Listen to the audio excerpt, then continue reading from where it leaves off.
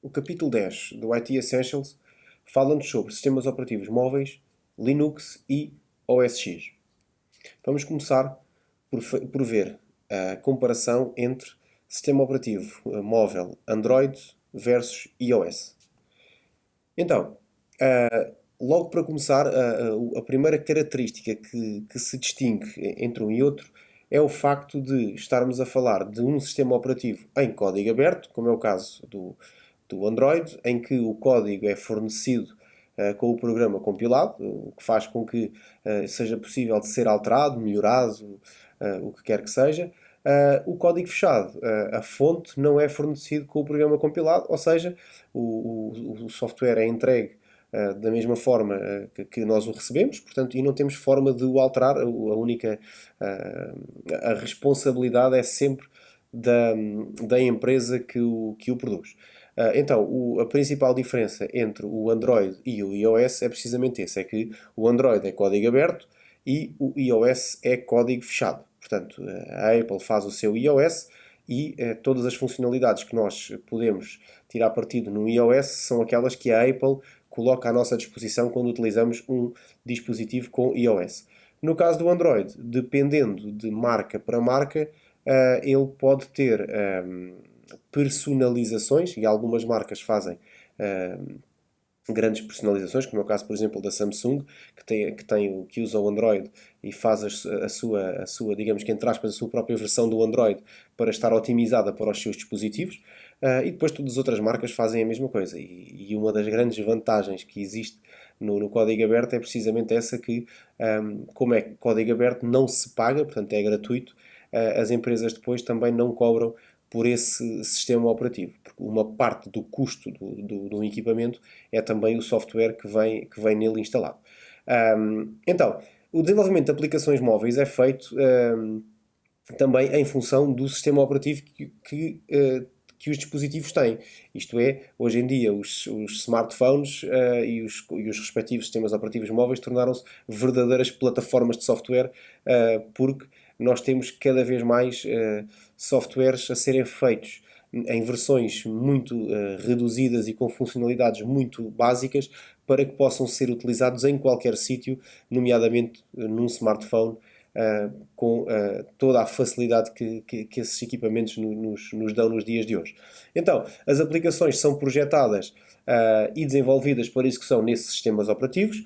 A Apple e a Google fornecem ferramentas de desenvolvimento para os programadores de aplicações, como é o caso do Android Studio para Android e o Xcode no caso do iOS. Portanto, um programador que queira desenvolver aplicações para Android tem que usar o ambiente de desenvolvimento Android, o Android Studio é um deles. No caso da Apple, quem quer desenvolver para iOS, em termos oficiais, a Apple tem um software que é o Xcode, que permite o desenvolvimento de aplicações, que é um ambiente de desenvolvimento de aplicações para iOS. Tem uma particularidade, que é ele originalmente só funciona em Mac, ou seja, vocês precisam ter um Mac para poder programar aplicações para iOS. Tem aqui uma diferença, ou tem aqui uma questão que isto não é bem assim, porque é perfeitamente possível que se consiga instalar através de máquina virtual ou através de outro tipo de emulação, que se consiga em Windows também fazer aplicações ou utilizar o Xcode dentro do Windows. Não se consegue usar diretamente dentro do Windows, consegue-se mascarar ali de alguma forma. A solução mais comum são as máquinas virtuais, que é uma forma de ter um macOS dentro de um Windows. Mas, em termos formais, o Xcode é desenvolvido pela Apple para dispositivos Apple. Portanto, em teoria, devemos utilizar dispositivos Apple para desenvolver aplicações para iOS. Então, a origem de aplicações e conteúdos. As aplicações são programadas, ou melhor, desculpem, são programas desenvolvidos especificamente para aqueles dispositivos, tirando todo partido das suas funcionalidades e das funcionalidades que o sistema operativo nos dá, seja ele o Android ou o iOS. Os fabricantes de sistemas operativos móveis normalmente têm lojas online onde os utilizadores podem localizar e descarregar as aplicações. No caso das aplicações móveis, pode não ser, pode faltar aqui um passo, que é o passo do pagamento, porque muitas aplicações são pagas, muitas delas têm compras integradas, ou seja, recebemos uma versão light da aplicação com um conjunto de funcionalidades mínimas e depois, se quisermos as funcionalidades completas, temos que pagar a aplicação. Entretanto, também houve aqui uma evolução na questão do pagamento, que é, em vez de nós pagarmos uma vez pela aplicação, pagamos uma subscrição da aplicação e então só pagamos por aquilo que vamos usando. Se quisermos utilizar durante uma semana, um mês, 2 meses, e vamos renovando estas subscrições. Os utilizadores de Android têm uma vantagem em relação aos utilizadores de iOS, que é o facto de poderem fazer sideload das aplicações. E é um bocadinho isso que eu tenho aqui embaixo, neste diagrama, e que vos vou explicar estes 2 últimos pontos através deste diagrama que aqui está. Reparem que eu tenho aqui uma divisão entre aquilo que é o Google Play, do lado esquerdo, em que é a loja de aplicações do Android. Para quem não sabe, o Android foi desenvolvido pela Google. E, portanto, o Google Play é o nome da loja onde nós descarregamos aplicações para Android. Do lado direito eu tenho o ícone da App Store, que é a loja de aplicações da Apple. Qual é que é a principal diferença entre um e outro? Já vimos que o Android é código aberto, o iOS é código fechado. Mas isto leva-nos a quê? Leva-nos ao que este diagrama nos transmite, que é, no caso do Android, eu tanto posso ir à Store e descarregar diretamente para dentro do meu equipamento, como consigo fazer sideload das aplicações, pegando num ficheiro APK e, pegando nesse ficheiro APK, eu consigo colocá-lo através do meu computador, consigo passá-lo para o telemóvel e consigo instalá-lo. Consigo descarregar um ficheiro destes através da internet e consigo instalá-lo diretamente no meu Android e ficar com a aplicação no meu equipamento. No caso da Apple isto não acontece. No caso da Apple a entrada das aplicações, a instalação das aplicações é exclusivo através da App Store. Portanto, se eu tentar fazer aqui o mesmo sideload, está aqui precisamente esta cruz, que é a indicação de que não é possível fazer sideload de aplicações para iOS. Então, em relação ao ambiente de trabalho, começando pelo Android. Os dispositivos Android organizam os ícones e os widgets em várias telas, portanto vocês vão passando aqui as várias telas. Vou só fazer aqui um ponto prévio em relação à minha explicação. Eu vou falar sobre coisas que vocês provavelmente dominarão perfeitamente, porque utilizam diariamente, são equipamentos que vocês dominam e que já utilizam há bastante tempo.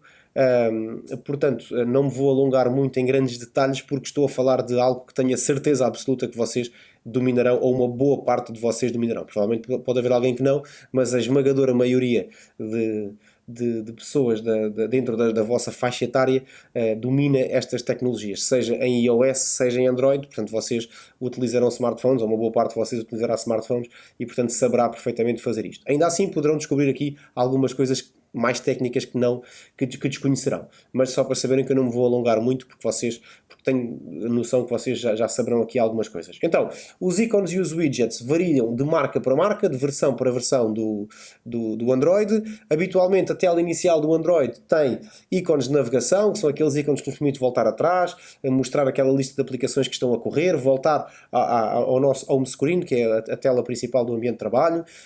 Tem por norma ali uma pesquisa do Google, já que o Android é feito pela Google, e além disto ainda tem os ícones de notificação e de sistema. O formato do ambiente de trabalho, esta é uma grande vantagem que o Android tem em relação ao ambiente de trabalho, é que o formato do ambiente de trabalho é definido pelo utilizador, ou seja, vocês podem personalizar totalmente, e existem aplicações que modificam a cara do Android ao ponto de pessoas que gostam, por exemplo, que são loucas pela Apple, mas que infelizmente não conseguem chegar ao preço que custa um Apple, os iPhones que são caríssimos, conseguem ter, por exemplo, um Android em que o ambiente de trabalho é basicamente uma máscara do que é um iOS. É perfeitamente possível. Isto é possível fazer no Android. Já vamos ver mais à frente que no iOS, por exemplo, isto não acontece porque não é possível. A gestão de aplicações, widgets e pastas. Portanto, as aplicações são representadas por ícones e organizados numa grade. No Android, as aplicações que estão na tela inicial são apenas um link, portanto a aplicação não está ali toda. Remover uma aplicação da tela inicial não significa necessariamente que ela está desinstalada, portanto ela pode ter só desaparecido dali o link. É possível personalizar a posição das aplicações. Podemos agrupar as aplicações em pastas, como é o caso destas que tenho aqui, esta pasta Amazon e esta pasta Bank, que tem, cada uma destas pastas tem 2 aplicações lá dentro, portanto para as aplicações não ocuparem o ecrã todo, nós podemos agrupá-las, jogos, aplicações do banco, redes sociais, podemos fazer esse agrupamento. E depois os widgets são estas aplicações que ficam dentro da própria tela inicial e que nos dão informações. Os widgets mais comuns são a gestão da bateria, a gestão da memória do Android, a meteorologia, o calendário, portanto, com os appointments que nós temos naquele dia, que é o exemplo que eu tenho aqui nesta ponta, em que aparece aqui uma lista de appointments, e à medida que vai passando as horas, os que já estão resolvidos ou já passaram, ficaram para trás, desaparecem, e eu só vou vendo os meus novos appointments do dia. Aqui tenho 3 exemplos de meteorologia, e aqui tenho o exemplo de um widget da bateria, que nos dá a carga da bateria e que depois permite personalização, permite-nos ver que aplicações é que estão a gastar mais bateria e as que não estão. E pronto. Depois, em relação ao iOS, o iOS tem aqui uma particularidade, que é o facto de as aplicações também, portanto, os ecrãs também, existem várias telas no iOS. A tela inicial do iOS não tem ícones de navegação nem widgets, portanto, a tela de navegação portanto, a tela inicial do iOS não tem nada a não ser programas, portanto, a não ser apps. Tem efetivamente elementos de interface do utilizador, como é o caso do botão Home, a central de notificações e o Spotlight, que é uma ferramenta de pesquisa, portanto que vocês poderão, por exemplo, se fizerem o arrastar para baixo com o dedo, chama o Spotlight, por exemplo. A central de notificações também é chamada por aí. Portanto, o formato da tela do iOS é padrão, é definido pela Apple e não pode ser alterado pelo utilizador. E há bocadinho eu não vos falei, mas estava na imagem, a evolução da interface do Android, e quando vocês estudarem isto, se voltarem atrás, eu até posso voltar aqui um bocadinho, só para vocês verem, como podem ver aqui, a evolução da interface no Android é uma evolução praticamente suave ou natural, digamos assim, porque não é muito diferente, ela vai melhorando. Reparem que a barra de pesquisa do Google está aqui em baixo nas novas versões, esta é a versão 2018, aqui nestas, por exemplo, está cá em cima, aqui nesta primeira não estava logo aqui disponível, nesta aqui a partir de 2017 já passou para baixo, mas o aspecto geral do ambiente de trabalho do Android é muito semelhante e tem evoluído ao longo do tempo e tem sido, digamos que, uma evolução natural e não chocante. Portanto, não houve assim nenhuma revolução em que de repente apareceu um ambiente de trabalho completamente diferente. No caso do iOS também é muito semelhante, como podem ver. O que mudou essencialmente foram as aplicações que surgem nesse ecrã e os ícones em si, o desenho dos ícones, o design dos ícones. Pronto, isto a par da melhoria que os equipamentos foram tendo. Mas em termos globais, o que se apresenta nesta evolução, tanto do Android como do iOS, é que não houve nenhum choque.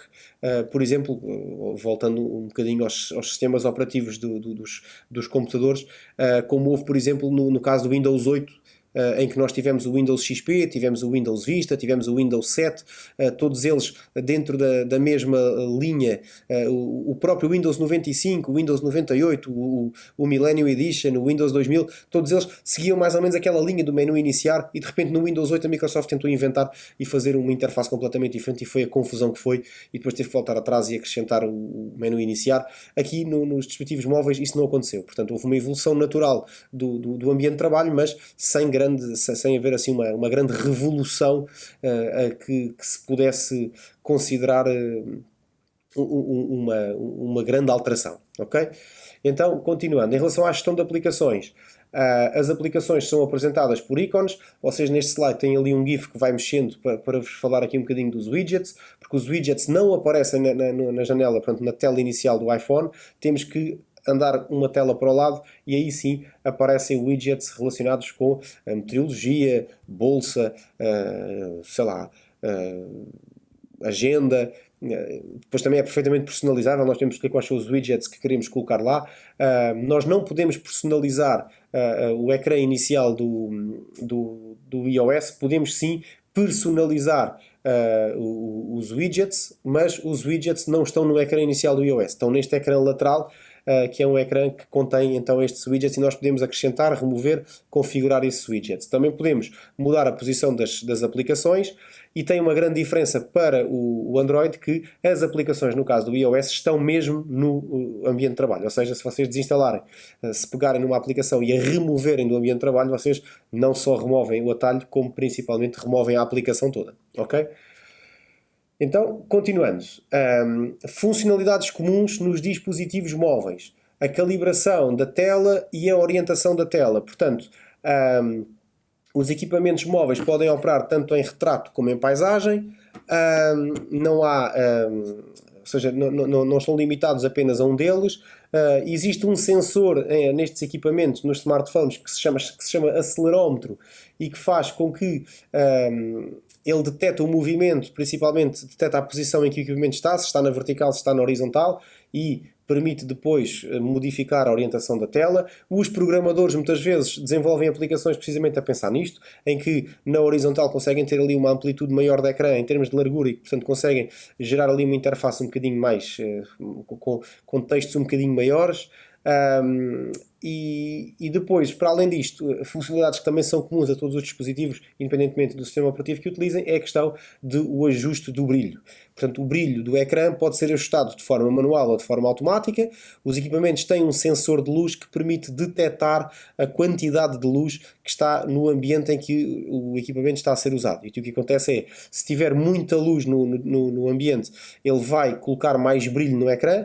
Se tiver pouca luz, por exemplo, se estiverem fechados no vosso quarto, no escuro, e se ligarem o vosso ecrã, e que ele esteja com o brilho automático, o que acontece é que vocês não vão ver uma grande claridade, porque ele vai ajustar o brilho para pouca luminosidade. Ou seja, imaginem o que é se ele fizesse o contrário, que era ter pouca luz, muito brilho, e ter muito brilho e pouca luz. Significava que nós na rua, com o sol, não conseguimos ver nada do que estava no ecrã, porque a luz do sol incidia no telefone, e como o brilho do ecrã era pouco, nós não conseguimos ver o que estava ali.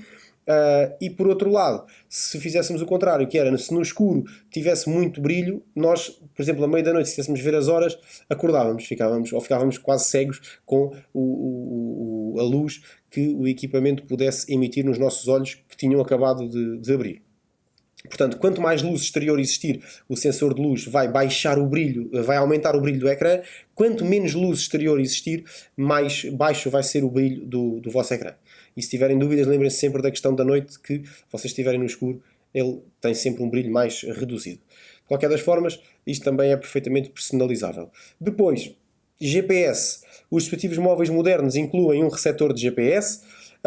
Usos possíveis do receptor de GPS: navegação, geocaching, geotagging, resultados de pesquisas personalizados, localização dos dispositivos. Falando um bocadinho de cada uma delas, serviços de navegação, portanto, usando mesmo o sistema de GPS para encontrar um sítio. E hoje em dia, praticamente, há um ditado que se usava antigamente, que é o quem tem boca vai a Roma, porque quando nós não conseguimos encontrar um sítio, perguntávamos a alguém. Isso hoje praticamente caiu em desuso, porque hoje com os GPS nós conseguimos saber exatamente para onde é que queremos ir, e dá-nos indicações do caminho. Inclusivamente há serviços de localização e de GPS que nos dão trânsito, onde é que está menos trânsito, onde é que há mais trânsito, qual é a rota mais rápida, e já há N aplicações que fazem isso. O geocaching permite, há um jogo de geocaching que vocês podem apanhar com base em localizações, podem ir à procura de objetos e de, entre aspas, tesouros. Há um jogo de geocaching muito giro, que já dura há muitos anos. O geotagging também é muito interessante, porque permite que vocês, por exemplo, nas vossas fotografias, as vossas fotografias consigam registar o sítio onde a fotografia foi tirada. O que dá muito jeito, porque às vezes a fotografia é simplesmente uma selfie de um grupo de pessoas e não se vê sequer onde é que está, qual é a paisagem. E depois surge sempre aquela questão que é: mas que raio, onde é que eu tirei esta fotografia? E através de geotagging, muitos equipamentos conseguem registar a localização onde a fotografia foi tirada. Os iPhones fazem isso muito bem. O Android também faz. Eu aqui falo um bocadinho mais dos iPhones, do iOS, porque é o equipamento que eu utilizo. Resultados de pesquisa personalizados. Portanto, vocês procurarem restaurantes, se estiverem em Lisboa, se estiverem no Porto, se estiverem em Bragança, se estiverem em Viseu, se estiverem em Faro, se procurarem por um determinado restaurante, por uma pizzaria, por exemplo, não vos vai dar localizações ou sugestões de restaurantes. Por exemplo, se estão em Faro, não vos vai dar em Bragança. Se estão em Bragança, não vos vai dar em Lisboa. Se estão em Lisboa, não vos vai dar no Porto. Portanto, os serviços de localização e de GPS também permitem que vocês façam pesquisas, resultados de pesquisas personalizados, obtenham resultados de pesquisa personalizados em função do local onde estão. E depois, a localização de dispositivos. Há N aplicações capazes de fazer isto. Já vamos ver mais à frente que há uma delas que eu já utilizei, que é a do Find My iPhone, para iOS, e que permite localizar um equipamento com um grau de fiabilidade e de fidedignidade brutal. Depois existem um conjunto de funcionalidades de conveniência que são usados para facilitar a vida do utilizador, como é o caso de as chamadas por Wi-Fi, isto pensando numa perspectiva em que se pagavam chamadas ao minuto nos tarifários móveis, depois pagamentos remotos, configurações de VPNs para ligar a redes distantes. Portanto, há aqui um conjunto de funcionalidades que também se podem instalar nestes sistemas operativos e nos dispositivos móveis. E depois, funcionalidades informativas, como é o caso de notificações de emergência, o Google Now e a Siri, que são os assistentes tanto do Android como do iOS. Portanto, são aplicações e são funcionalidades que nos ajudam também em determinadas circunstâncias. Então, vamos agora falar um bocadinho sobre métodos de proteção para dispositivos móveis, ou seja, de que forma nós conseguimos proteger os nossos equipamentos móveis. Então, o bloqueio e o desbloqueio é muito importante porque vocês devem sempre ter em mente que o vosso equipamento contém uma quantidade enorme de informação, e essa informação, independentemente de ser valiosa ou não, para vocês ela tem sempre valor. E, portanto, ela deve ser preservada. E vocês devem ter sempre essa informação salvaguardada, e essa salvaguarda pode ser feita mediante o bloqueio e o desbloqueio do equipamento. Isto é, vocês podem utilizar um conjunto de opções que vos permitem bloquear o vosso telefone ou o vosso smartphone de forma a que só vocês é que fazem esse desbloqueio. Seja ele aqui o nenhum não se inclui nesta categoria que eu estou a dizer, mas é uma forma também de bloqueio e desbloqueio. Vocês podem escolher não ter nenhuma forma de bloqueio ou de desbloqueio, ou melhor, não ter nenhuma forma de desbloqueio, portanto, o desbloqueio ser simplesmente passar o dedo e já está. Terem, por exemplo, o swipe, que é o deslizar num determinado sentido. Terem o desenho de um padrão, que é este que aqui está, fazer um padrão na tela para desbloquear o equipamento, utilizar, por exemplo, aqui uma password ou um PIN para que vocês possam desbloquear também o vosso equipamento, o Touch ID, que é o reconhecimento da impressão digital, entre outros. O rosto também, os novos iPhones é por rosto também, e portanto existe aqui um conjunto muito grande de formas de vocês desbloquearem os vossos equipamentos. O swipe é este que está aqui, que é fazer o slide to unlock. E essas opções, por exemplo, no caso do iPhone, podem ser ativadas aqui. Está aqui o iPhone Unlock, usando o Touch ID. O Touch ID é o reconhecimento da impressão digital. Depois, restrições às tentativas de login falhadas. Também é muito interessante ter esta opção ativada. O que é isto no fundo? É uma forma de eu evitar aquilo que nós chamamos de ataques de força bruta, os brute force. E o que é um ataque de força bruta? Basicamente é um ataque em que vai tentar todas as combinações possíveis até descobrir qual é a vossa password, ou qual é o vosso padrão para desbloquear o equipamento. Então, o que é que nós podemos fazer? Nós podemos, e aí há dispositivos, como é o caso do iOS, que têm um conjunto de temporizações já pré-definidas, ou seja, quando falhamos 3 vezes fica 1 minuto desativado, depois a partir do momento que continuamos a tentar e a falhar, ele vai acrescentando 1 minuto por cada falha que ele vai tendo, até que chega a um ponto em que ele bloqueia completamente. Agora, isto vocês podem ativar ou desativar. É importante que esteja ativado, porquê? Porque estes ataques de força bruta são ataques que basicamente vão tentar todas as combinações. E vocês, se se nunca fizeram isto, poderão experimentar, porque a forma mais simples de atacar uma password é um ataque de força bruta. Ou seja, é um ataque em que são injetadas não sei quantos milhões de combinações para tentar abrir ou desbloquear um determinado acesso. Obviamente, se existe uma restrição ao número de tentativas de login, é perfeito. E os equipamentos móveis têm todos isso.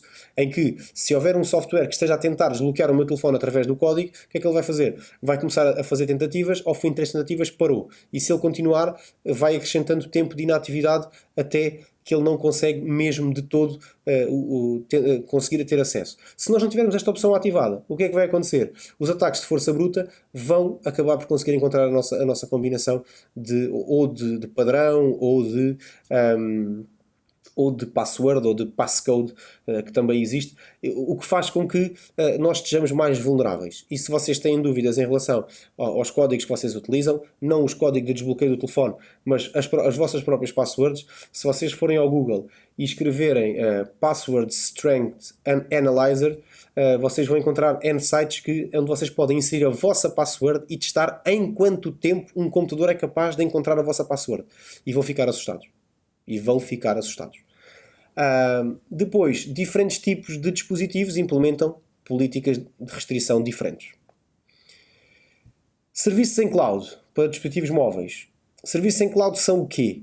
Vocês, quem tem Android, normalmente tem uma conta Gmail associada, uma conta Google associada ao seu Android. E, portanto, tem a cloud, que é o Google Drive, onde vocês fazem os backups remotos, onde vocês têm os backups das vossas aplicações, onde tem o backup dos vossos contactos, que cada vez que vocês trocam de telefone, vocês repõem esses backups diretamente no vosso equipamento. Então, isto é chamado de backup em nuvem, portanto fica na cloud. No caso dos iPhones e do iOS, nós podemos utilizar o iCloud, que é a cloud da Apple, que nos é dada, e nós podemos fazer os backups para essa cloud. A principal vantagem de termos um backup na cloud é que quando nós trocamos de telefone, nós podemos repor no novo telefone exatamente as definições que estavam no anterior. Porque antigamente havia aquela loucura, e vocês penso que não serão desse tempo, já não serão desse tempo, em que comprar um telemóvel novo era comprar um novo bundle de tecnologia. Portanto, aquilo era... Nós não queríamos saber já do telefone antigo, porque o que vinha agora era uma coisa completamente nova e radicalmente nova, e com novas funcionalidades e com novas interfaces.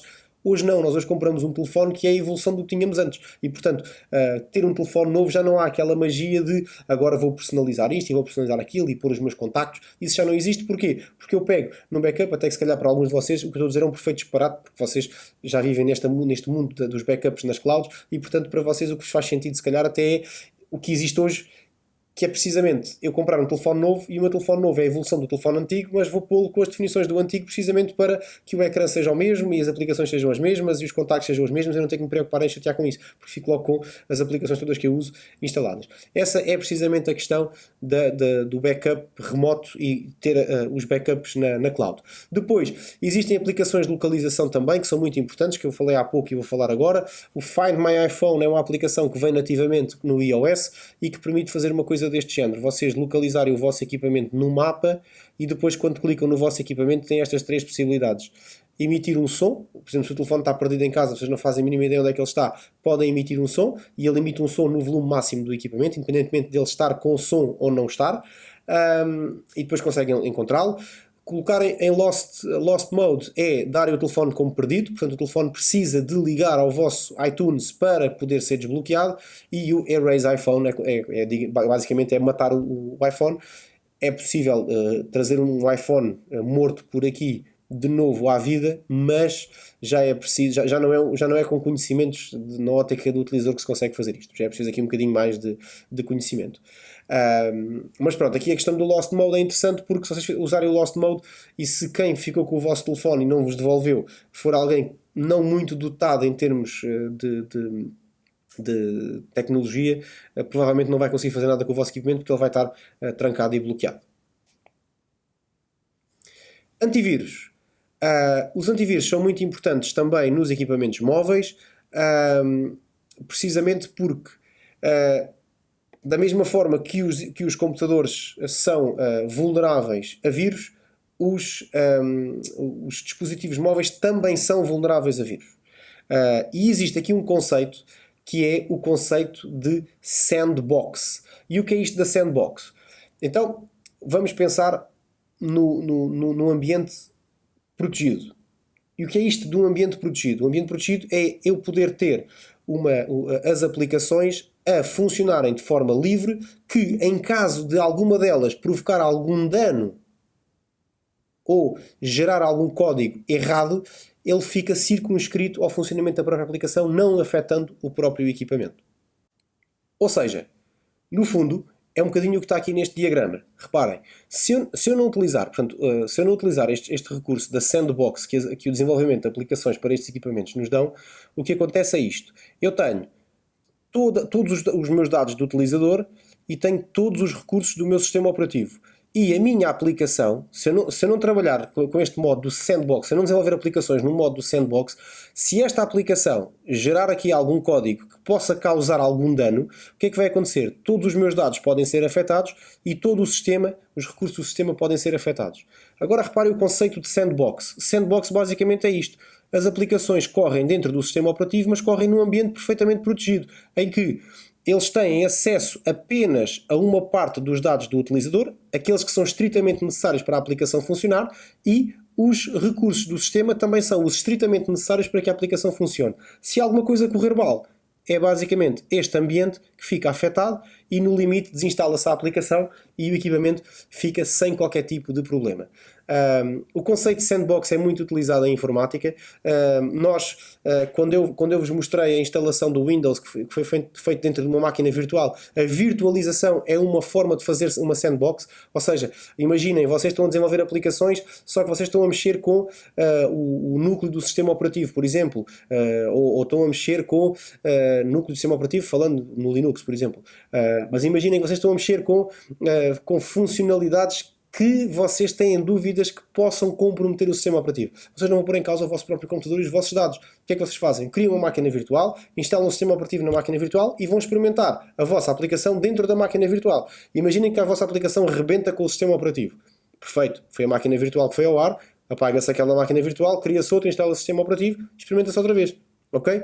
Este é um conceito, é um exemplo de uma sandbox. As aplicações dentro dos dispositivos móveis também funcionam muitas vezes em sandbox, em ambiente sandbox, precisamente para que a sua atividade seja limitada em termos do dano que possa causar aos equipamentos. Ok? Então, os dados dos utilizadores podem ainda ser roubados e os computadores podem ser infectados. Antivírus para smartphones estão disponíveis tanto para iOS como para Android. Existem técnicas para desbloquear equipamentos porque eles vêm bloqueados quando os compramos. Ou seja, o Android, apesar de ser código aberto, vem trancado na sua utilização. Portanto, as marcas trancam precisamente o sistema operativo, o Android, para que vocês não possam, ou para que nós não possamos destruir o equipamento com instalação de software malicioso ou que possa comprometer o equipamento. Lá está, o ambiente sandbox vem perfeitamente definido, mas nós podemos, digamos que, desbloquear esta proteção, estes recursos todos protegidos, através de um sistema que no Android se chama fazer root e no iOS chama-se fazer jailbreak. O que é o root e o jailbreak? Basicamente é nós substituirmos o sistema operativo oficial e devidamente protegido por um sistema operativo personalizado, onde a maior parte das opções de segurança foram retiradas para que nós possamos fazer coisas que normalmente não conseguimos fazer. Por exemplo, no iOS é muito utilizado para que se possam instalar aplicações a partir de ficheiros. Lembram-se daquele esquema que eu tinha há bocadinho, em que explicava que as aplicações em iOS têm que vir todas da App Store? Então, com jailbreak feito, eu consigo instalar a partir de ficheiros. E a maior parte das aplicações depois são gratuitas, porque há N aplicações destas na net. No caso do Android, a mesma coisa. Há um conjunto de aplicações que depois se conseguem utilizar de forma gratuita, que normalmente são pagas mesmo no Android.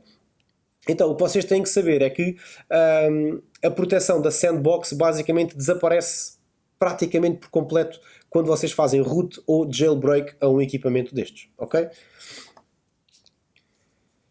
Depois, patches e atualizações de sistema operativo. Tal como qualquer dispositivo computacional, qualquer computador, laptop, desktop, smartphone, tablet, existem atualizações de sistema operativo, existem patches de segurança, devem sempre instalá-los. a forma como tanto o iOS como o Android entregam as atualizações ao utilizador é sempre a mesma, é automática, portanto ele vai, é o exemplo que temos aqui, aparece assim um pop-upzinho a dizer que existe uma atualização para ser feita, e no caso do iOS também aparece uma indicação no ecrã que existe uma atualização de software. Devemos sempre fazer estas atualizações de software para termos sempre as últimas definições de segurança e as novas funcionalidades quando os sistemas operativos as trazem. Então, ligações de rede e de e-mail. Vamos ver agora os tipos de ligações que vocês podem fazer usando o vosso smartphone, o dispositivo móvel neste caso, e aqui a configuração e a utilização do e-mail. Então, vamos lá. Redes de dados sem fios. Portanto, a utilização do Wi-Fi é muito comum em dispositivos mobile. Portanto, vocês precisam de um router ou de um equipamento que vos dê acesso à internet Wi-Fi. Vocês estabelecem a ligação, colocam passwords e estão ligados. Os dados transferidos através do router não utilizam a rede da operadora, portanto não são cobrados ao utilizador. Portanto, é uma navegação totalmente independente do vosso pacote de dados, do vosso contrato, e onde vocês encontram perdão, redes Wi-Fi é basicamente em todo lado. Espaços comerciais, escolas, bibliotecas, cafés, restaurantes, tantos sítios que vocês conseguem encontrar esses acessos Wi-Fi. Quando o acesso Wi-Fi não está disponível, então temos que recorrer aos dados móveis. Os dados móveis normalmente são feitos com plafond, portanto existe um plafond associado ao nosso pacote de telefone, e utiliza a tecnologia celular para fazer a ligação, e usa aqui 5 gerações desta tecnologia celular: 1G, 2G, 3G, 4G e atualmente o 5G. Olhando aqui um bocadinho para a história desta tecnologia, eu deixei-vos aqui a fonte de onde eu fui buscar esta imagem. Podem ler este artigo que é muito interessante, que fala sobre a evolução dos dados móveis, nomeadamente o 1G e o 2G, e depois o grande boom da navegação da internet por telemóvel a partir do 3G, e o 4G, que foi sem dúvida nenhuma o grande... o estouro da internet móvel, já com uma velocidade muito, muito interessante, e já permitia fazer aqui um tipo de navegação e utilização de aplicações que no 3G ainda eram difíceis de se conseguir, mas no 4G se tornaram perfeitamente tranquilas e comuns de serem feitas, ao ponto de começarmos já a utilizar a própria rede 4G para partilhar com os nossos próprios computadores o acesso à internet. Portanto, temos aqui uma liberdade em termos de utilização absolutamente extraordinária. Reparem que um comparativo de velocidade entre o 3G e o 4G, passámos de 42 megabits por segundo para 1000 megabits por segundo, ou seja, perto de 1 gigabit por segundo. Reparem que com o evoluir da tecnologia, apareceu-nos então agora o 5G, agora há relativamente pouco tempo, em que a velocidade passa para perto de 10 gigabits por segundo. Portanto, é uma evolução absolutamente extraordinária. Para além da velocidade, também tem aqui a possibilidade da integração na internet das coisas, e outras evoluções tecnológicas que agora, quando começarmos a usar o 5G, vocês vão poder experimentar. Então, o Bluetooth é um tipo de ligação que é muito usado também em dispositivos móveis. Foi projetado para ligar dispositivos fisicamente próximos. É uma ligação sem fio automática e que usa muito pouca energia. Nós falámos disto lá atrás noutro capítulo. Os dispositivos mais comuns que nós usamos com Bluetooth são os auriculares, teclados, ratos, colunas de som, headphones e tantas outras coisas.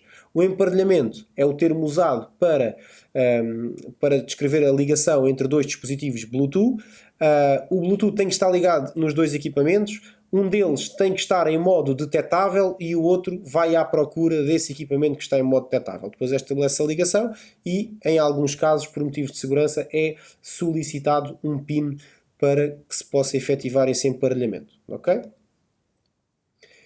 E-mails. Ora bem, a comunicação por e-mail, aqui eu também não me vou alongar muito, porque compreendo que vocês conheçam como é que a comunicação por e-mail é feita. Eu vou só falar aqui um bocadinho como é que ela funciona lá por trás e depois qual é que é a vantagem que nós temos de utilizar estas aplicações para fazer a gestão do e-mail. Vocês reparem, a estrutura do e-mail baseia-se num processo muito simples.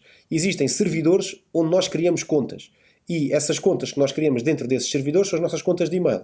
Portanto, falamos de um servidor de e-mail onde nós criamos uma conta, por exemplo, um Gmail ou um Hotmail. Então agora o que é que acontece? Quando eu utilizo o meu e-mail, no fundo o que é que eu estou a fazer? Eu estou a utilizar uma conta de um servidor de e-mail. E é com base nestas contas que nós depois fazemos a comunicação por e-mail. Então, eu posso ter, por exemplo, se eu tiver num computador, eu consigo aceder ao meu e-mail sem ter nenhuma aplicação instalada. Eu vou ao browser, vou ao website do meu servidor de mail, seja ele o Gmail, o Hotmail, o SAP, qualquer um, faço o meu login e tenho acesso ao meu e-mail. Eu estou a ver o meu e-mail através chama-se isto, através do webmail, ou seja, eu estou a ver através do browser. Mas existe a possibilidade de eu utilizar aplicações que me permitem fazer a gestão do e-mail fora do servidor do mail, ou seja, numa aplicação remota em relação ao servidor de mail. Então, para que isto aconteça, eu preciso de configurar o e-mail nessa aplicação. Como é que isto se configura? Seja no Android, seja no iOS, é sempre possível fazer esta configuração. Simplesmente no Android, como nós temos que associar uma conta Google ao nosso equipamento, o que acontece é que essa conta fica configurada automaticamente e se vocês só usam o Gmail, o vosso e-mail fica logo configurado na aplicação do Gmail, que é esta que está aqui, com este símbolo que aqui está. Agora, se vocês quiserem configurar outra conta, vocês têm que usar a aplicação do mail do vosso Android ou a aplicação do mail do vosso iOS. E basicamente o que é que vocês precisam? Precisam de aceder às definições, adicionar uma nova conta de e-mail e depois seguirem as definições que são necessárias. Por norma, hoje em dia, essas definições, como são todas muito globais e vivemos numa internet muito global, essas aplicações conseguem ir ao vosso servidor de mail, seja ele o SAP, seja ele qual for, e conseguem saber quais é que são aqueles endereços dos servidores de envio e de recepção. Vocês só têm que colocar o vosso username e a vossa password e a vossa conta o vosso e-mail fica praticamente automaticamente configurado nos vossos dispositivos. Depois podem escolher aquilo que vocês querem ver associado ao vosso e-mail. O calendário, os contactos, por aí fora. É muito simples de fazer, é autoexplicativo, é muito intuitivo e se vocês se passarem pela experiência de o servidor de envio e de recepção não ficar configurado automaticamente, o que vai acontecer é que vocês facilmente vão ao Google e encontram. Se escreverem SAP Mail, endereços POP, IMAP e SMTP, vão encontrar a informação toda que vocês precisam. Ou podem perfeitamente ainda chegar e fazer uma pesquisa do tipo como configurar um e-mail do Yahoo num iPhone. E vão ver N tutoriais que vos explicam como é que vocês passo a passo conseguem fazer essa configuração. Ok? Então, o e-mail pode ser visitado de duas formas. Pode ser através de um cliente de correio, que é uma aplicação que eu instalo, por exemplo, num smartphone ou no meu computador, como é o caso do Outlook, o Thunderbird e por aí fora. Tem que ser configurada para poder comunicar com o meu servidor de mail. Ou então, se eu não quiser ter configuração nenhuma e se não quiser usar aplicação nenhuma, posso usar simplesmente o meu e-mail na versão webmail, que é aceder ao site do meu servidor de mail, fazer o meu login e aceder à minha conta de e-mail. Ok? Então, continuando. Sincronização de dispositivos móveis. Muito importante. A sincronização permite que vocês possam ter múltiplos dispositivos associados à mesma conta e que determinadas ações que vocês fazem num dos dispositivos é replicada nos demais. Portanto, é sincronizado com os demais. Um exemplo muito simples que vocês podem ter isto é com a vossa conta do Gmail. Se vocês se usarem o Google Chrome e tiverem o login feito num computador vosso e tiverem no vosso smartphone também o Gmail associado, e se for o mesmo Gmail e se usarem o Google Chrome também com login feito, o que acontece é, vocês no vosso computador pessoal adicionam determinados sites aos favoritos e esses favoritos são partilhados na vossa conta e vocês no vosso Android automaticamente ele sincroniza e vocês conseguem ver esses favoritos lá. Inclusive históricos de navegação também podem ser partilhados. Há um conjunto de informações que nós conseguimos sincronizar. Contactos, fotos, músicas, aplicações, vídeos, links do browser, configurações de browser, tudo isso são coisas que nós podemos configurar para que seja feito em sincronização. ok? E depois, por exemplo, no caso da Apple, é o que está aqui, em que nós podemos escolher o iCloud, que é a cloud que se usa. Eu aqui, este exemplo que está aqui nesta janela, está que os contactos, os calendários, os lembretes, as definições do browser, que é o Safari, e ainda o Facebook, todos estes vão ser sincronizados com o iCloud. Portanto, todos os meus dispositivos associados à mesma conta da Apple vão ter, se eu adicionar um contacto, por exemplo, no meu iPhone, o meu iPad vai ter logo lá o contacto, porque ele vai sincronizar. O meu MacBook também fica lá com esse contacto. Portanto, porquê? Porque a sincronização é feita para a cloud e a cloud é partilhada entre todos os dispositivos, que todos eles usam a mesma conta porque pertencem à mesma pessoa. Ok? Os tipos de ligação para fazer sincronização podem ser por Wi-Fi ou por USB. No caso do Android, os dados sincronizados são muitas vezes usados serviços web, como é o caso do Gmail e o próprio Google Calendar, que também faz aqui esta sincronização. No caso do iTunes, é feito no iCloud esta sincronização, e depois todos os dispositivos associados àquela conta da Apple ficam com essa alteração. É muito interessante fazer isto porque permite que, se nós tivermos múltiplos dispositivos, não temos que estar a replicar a mesma ação várias vezes. Imaginem, eu estou numa reunião, só tenho o meu telefone ao pé de mim e agendo um appointment com aquela pessoa para 3 dias depois. O que é que eu faço? Pego no meu equipamento, registro aqui o meu appointment e está feito. Se eu não tiver sincronização feita, quando chegar a casa vou ligar o meu portátil, quando chegar ao meu posto de trabalho vou ligar o meu portátil, não posso esquecer de ir ao calendário e colocar lá a minha reunião, o appointment que eu criei. Porquê? Porque depois eu posso meter o telefone ao pé de mim e vai-me passar aquela reunião. Eu não preciso fazer isto se eu estiver a sincronizar os dados. Porquê? Eu acabei de adicionar no meu calendário e automaticamente ele sincroniza com a minha cloud e o meu MacBook fica logo também com aqueles appointments colocados no seu calendário. Ok? Continuando.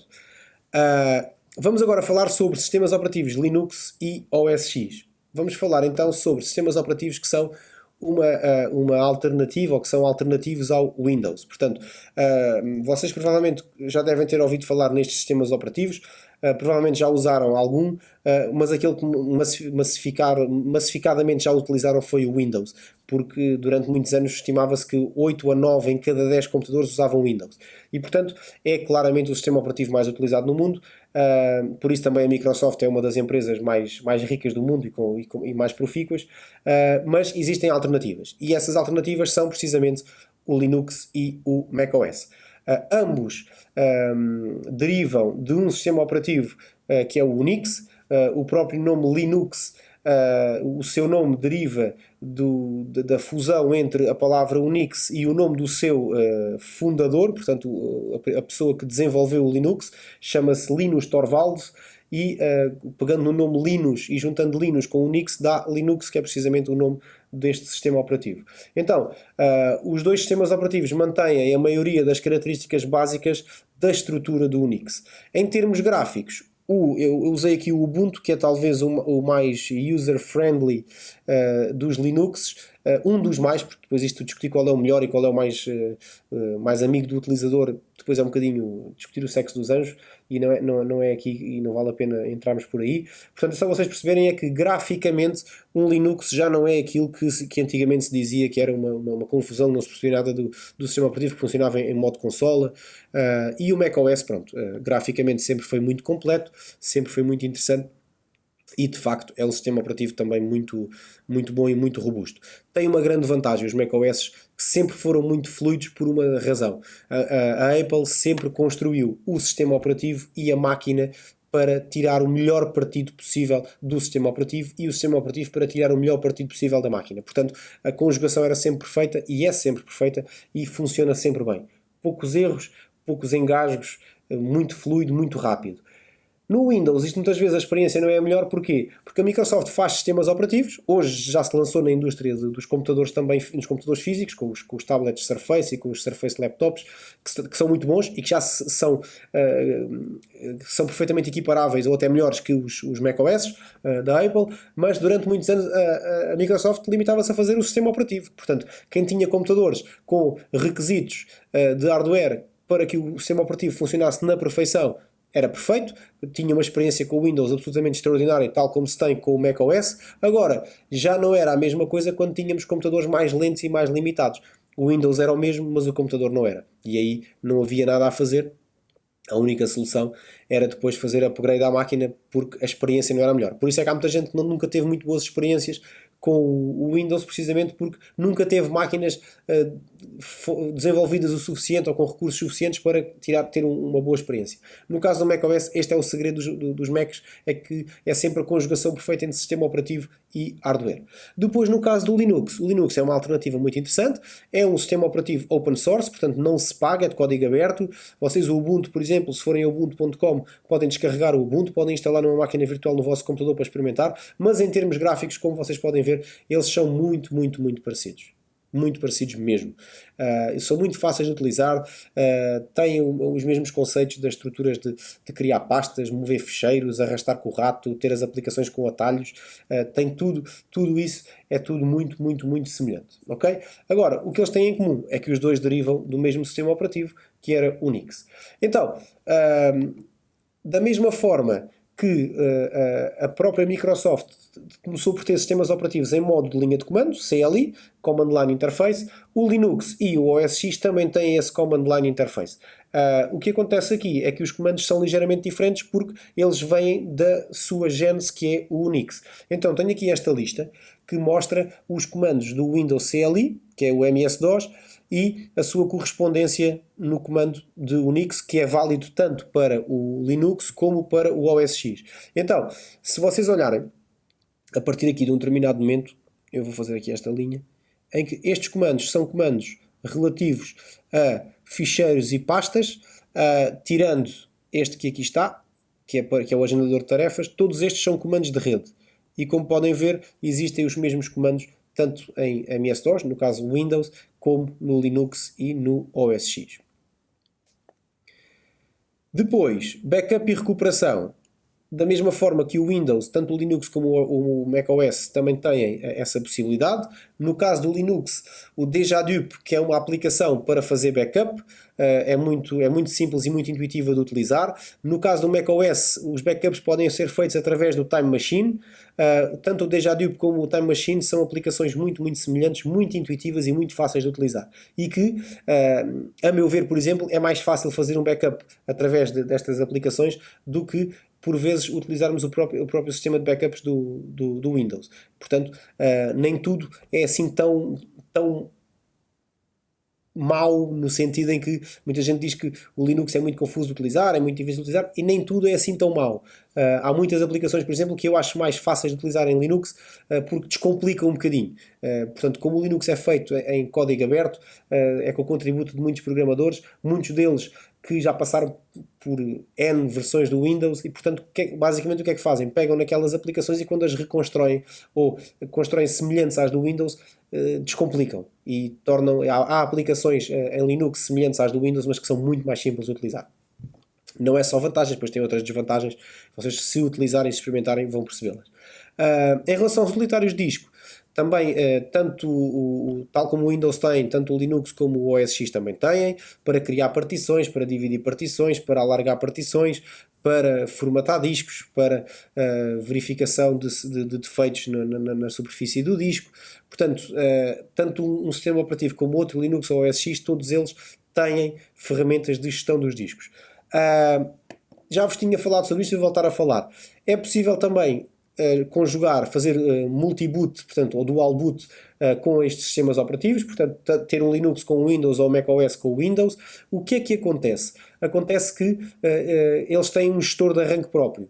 Isto é, da mesma forma que o Windows tem o Boot Manager, o Linux tem o Grub e o macOS tem o Bootcamp. Qual é que é a principal diferença entre eles? É que tanto o grupo como o Bootcamp são um bocadinho menos conflituosos no dual boot. Por exemplo, e isto eu disse-vos lá atrás, se vocês precisarem de fazer um dual boot entre Windows e Linux, o que é aconselhável de fazer é instalar primeiro o Linux na primeira partição e depois, usando com o gestor Grub, fazer a instalação. Ou melhor, vocês não fazem a instalação com o Grub, mas o Grub depois permite que vocês tenham um dual boot e, se instalarem o Windows a seguir ao Linux, o Grub não se chateia nada em ter lá estes dois sistemas operativos e não se baralha nada. Da mesma forma que, se vocês tiverem o macOS instalado e ativarem o Bootcamp para instalar um Windows noutra partição ou dividirem a partição, o Bootcamp não se chateia nada com o Windows e não dá chatice nenhuma. Se vocês tiverem o Windows e tentarem instalar um Linux, ele provavelmente não vão ter chatices, mas podem vir a ter, porque o boot manager às vezes baralha-se aqui um bocadinho, faz menos conflito. Se tiverem um Linux e instalarem um Windows como segundo sistema operativo, terem um macOS e instalarem um Windows como segundo sistema operativo, do que o contrário, está bem? Tarefas agendadas, também é possível usar tarefas agendadas no Linux e no macOS. Uma forma simples de fazer é usando um comando na linha de comandos que é o cron. E facilmente vocês agendam um backup ou agendam uma verificação do disco, que são as duas tarefas agendadas mais comuns de serem feitas. Depois, em termos de segurança, também durante anos havia um mito que era o Linux e o macOS eram imunes a vírus. Isso não é verdade. Foram sempre suscetíveis. Claro que eram muito menos atacados porque existiam muito menos no mercado, mas a verdade é que também estão suscetíveis a vírus e a ataques e a malwares como qualquer outro sistema operativo. As medidas de prevenção são as mesmas do próprio Windows, portanto instalar atualizações, patches de segurança, atualizar firmware, ter software antivírus e software anti-malware e estar sempre atualizado e de vez em quando fazer um scan para verificar a existência ou não de vírus. Processo básico de solução de problemas. Voltamos àquele processo que vocês já conhecem nesta fase de core e salteado.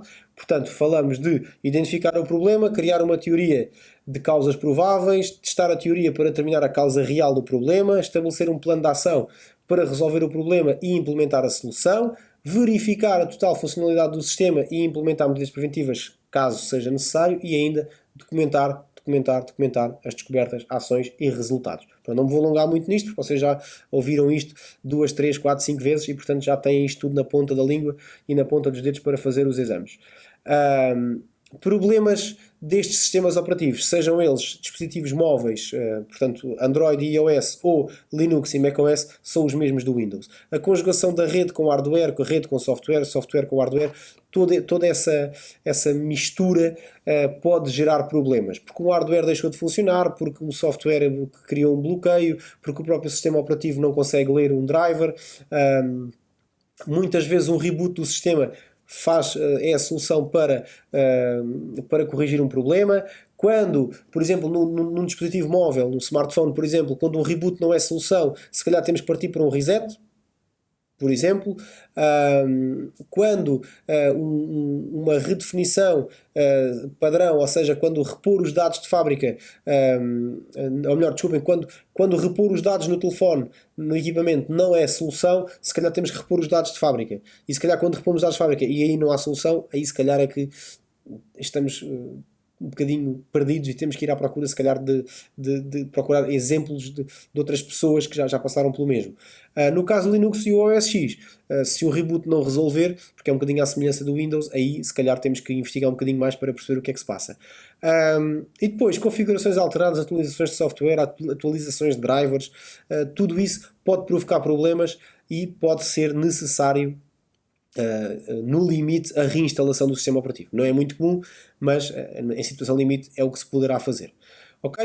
Então, este foi o capítulo número 10, um capítulo dedicado aos dispositivos mobile e aos sistemas operativos mobile, portanto Android e iOS, vimos essa diferença, e depois falámos um bocadinho sobre Linux e macOS, derivados do Unix, vimos ali a comparação da linha de comando do Unix com o Windows e terminámos com a típica resolução de problemas nestes sistemas operativos. Então, agora já sabem, têm um capítulo para estudar, têm um exame para fazer, já sabem, trabalhar, estudar. Boa sorte, tudo a correr bem.